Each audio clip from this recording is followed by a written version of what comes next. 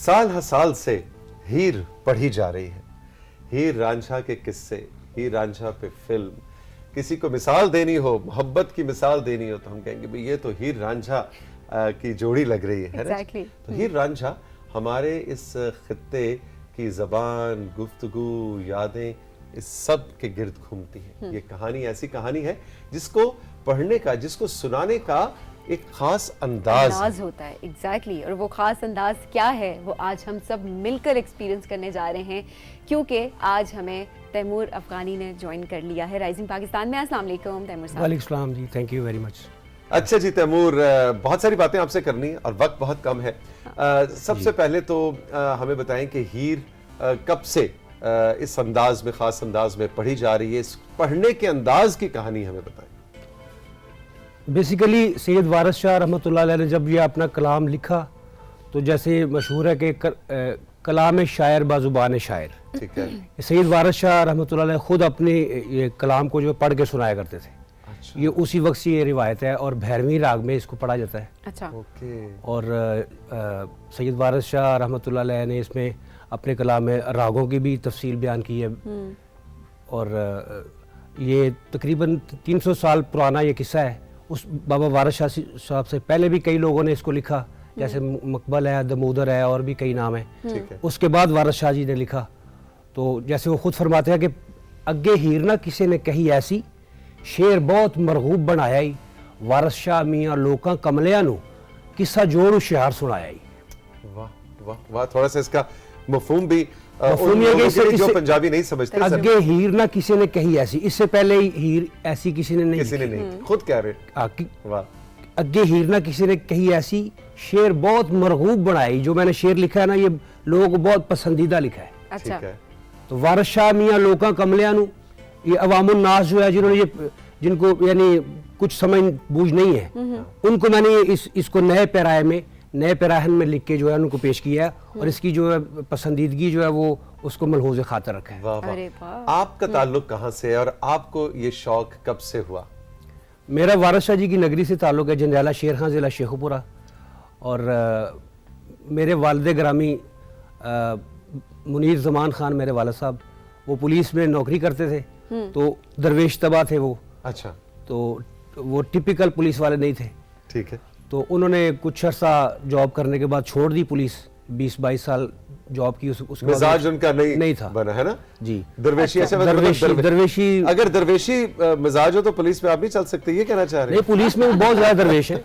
बहुत ज्यादा दरवेश लोग हैं पुलिस में, बहुत अच्छे लोग हैं। मेरे बड़े भाई हैं, वो भी पुलिस में अभी हाल ही में रिटायर हुआ, वीर सिपाही उनका नाम है। तैमूर को अचानक ख्याल आया मैं अब्बा जी के बारे में घर मैंने जाना है तो बड़ा भाई भी मिलेगा मुझे।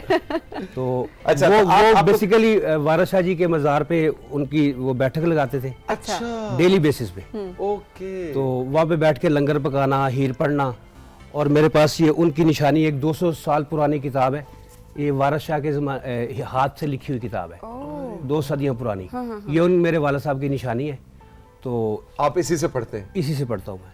ओके। अच्छा, हमें कुछ इनायत हो, कुछ हिस्सा पढ़ के सुनाइए। जाहिर है वक्त की कैद में हम सब हैं, कभी पूरी नशिस्त लगाएंगे, लेकिन जरा हल्का सा हमें टच।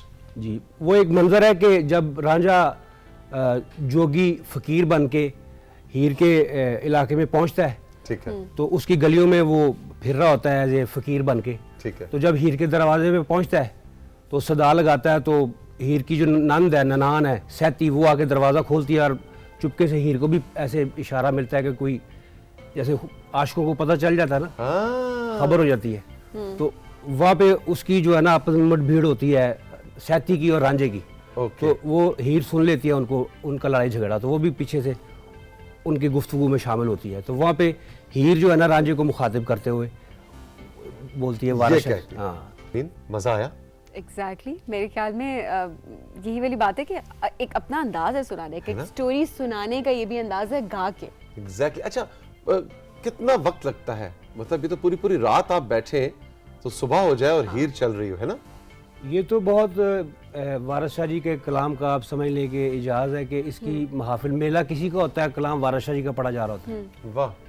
मेला किसी बुजुर्ग का हो रहा है, हाँ। उसमें कलाम वारिस शाह जी का पढ़ी जा रही है। और लोग बैठ के सुन रहे हैं घंटों। और उधर तो हमारा तो रिवायत है ना कि हर वारिस शाह जी की मज़ार पे डेली बेसिस पे वहाँ पे संगत लगती है और सालाना चूँकि 9 सावन को एक मेला हुआ करता था, सदियों पुरानी रिवायत थी, लेकिन अब 9 सावन और 9 अस्सू यानी जुलाई में और सितंबर में 2 उर्स होते हैं वारिस शाह जी के। ओके। तो उसमें ये रिवायत है कि पूरी पूरी रात जो है वो हीर पड़ी जाती है, मुकाबला होता है बाकायदा, और उसके अलावा भी लोग टोलियों में बैठ के हीर पढ़ते हैं। अच्छा, मुकाबला भी होता है जी, प्रॉपर? प्रॉपर मुकाबला होता है। पंजाब आर्ट्स काउंसिल के ज़ेर एहतमाम जो है ये आपको तो अब इसका बहुत से हिस्से जुबानी याद हो गए होंगे? जी काफ़ी हद तक। काफी हद तक, लेकिन मुकम्मल याद करना मुकम्मल याद नहीं है जी। वो मुमकिन भी नहीं है। मुमकिन तो है, लेकिन अब कम इसकी तरफ रुझान कम है लोगों का। लोग जो है वो, चूँकि ऐसा पुराना किस्सा है, अब तो टिकटॉक पे लोग आ गए हैं ज़्यादा, अब सेकंड के हिसाब से लोगों का मिजाज हो गया है। हाँ, वाह, वाह, इसको ये तो एक लंबी दास्तान है, इसके लिए लंबी नशिस्तें चाहिए, तो इतना लोगों के पास टाइम नहीं होता। आजकल के इंसान के पास अब वक्त नहीं है जी।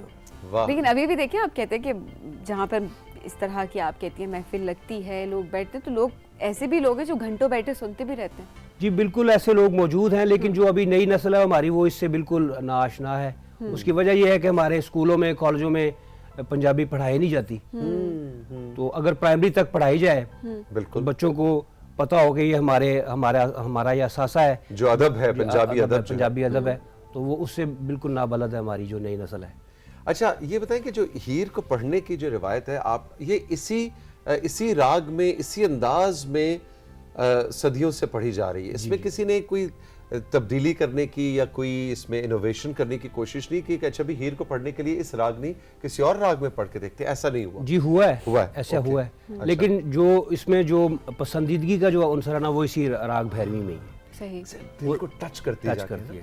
आप उस वक्त में पहुंच जाते हैं। जी बिल्कुल, मुख्तलिफ लोगों ने इसमें कोशिश की है। मैंने भी पीटीवी के एक प्रोग्राम में पढ़ा था, हमारे एक दोस्त हैं इधर पीटीवी में होते हैं, खुर्रम लतीफ़ी साहब। जी जी बिल्कुल, हमारे बड़े होनहार प्रोड्यूसर। उन्होंने मुझे इंट्रोड्यूस करवाया था। तो अव्वल हमद खुदाए दा विर्द कीजिए, इश्क कीता सु जग दा भूल मियां, जो पहला कलाम है वारिस शाह जी का, उसमें अव्वल हमद खुदा दा विर्द कीजिए, इश्क कीता सु जग दा मूल मियां, अव्वल हमद खुदा दा विरद कीजिए।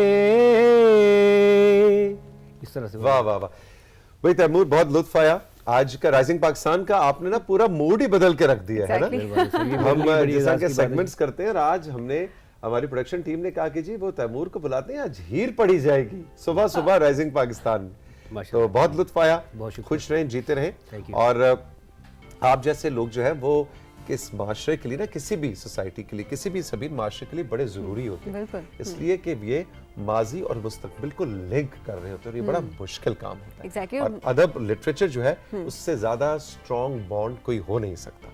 बिल्कुल जी, माजी को जिंदा रखना ये एक बहुत बड़ी बात है कि आप हिस्ट्री बताएं हमारी यूथ को, हमारी यंग जनरेशन को, ताकि पता हो हमें। Thank you so much. बहुत शुक्रिया तैमूर, खुश रहें, जीते रहें। अतर भाई आपका भी बहुत बहुत शुक्रिया। सबीन, अब वक्त है कि हम इजाजत चाहें, लेकिन आपसे हम ये कहेंगे कि हमारे व्हाट्सएप नंबर पे आपने हमें जरूर बताना है कि आजम से आज हमने आपकी मुलाकात कराई, ब्रेल की हिस्ट्री, ब्रेल सिस्टम जो नाबीना अफराद इस्तेमाल करते हैं पढ़ने के लिए, उसकी कहानी हमने आपको सुनाई। आज हीर पढ़ी गई, ये तजुर्बा आपके लिए कैसा था? उसके अलावा $1 मिलियन एडवाइस, कार्टून आपने देखा, सोशल मीडिया, और अब्दुल्ला भाई के लैंप्स तो सही जगमगा रहे थे आज पूरे शो में। एग्जैक्टली, अपना फीडबैक हमें जरूर दीजिएगा हमारे व्हाट्सएप नंबर पे। थैंक यू सो मच हमारे प्रोग्राम देखने के लिए, इतना अप्रिशिएट करने के लिए, इतने मजे मजे के मैसेज हमें भेजने के लिए। अपना बहुत ख्याल रखिएगा जी, खुदा हाफिज।